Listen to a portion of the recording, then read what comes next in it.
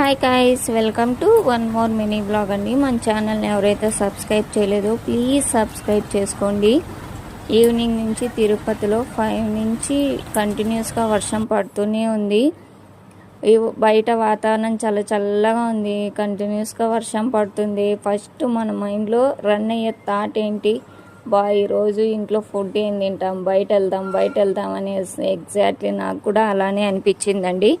అందుకే బయట వెళ్ళాను. Pillar number 66 opposite fiery treat restaurant అనేసి చిన్న రెస్టారెంటే, డైనింగ్ కూడా ఉంది. అక్కడైనా తినొచ్చు, లేకపోతే ఆన్లైన్ ఆర్డర్స్ అయినా తీసుకోవచ్చు.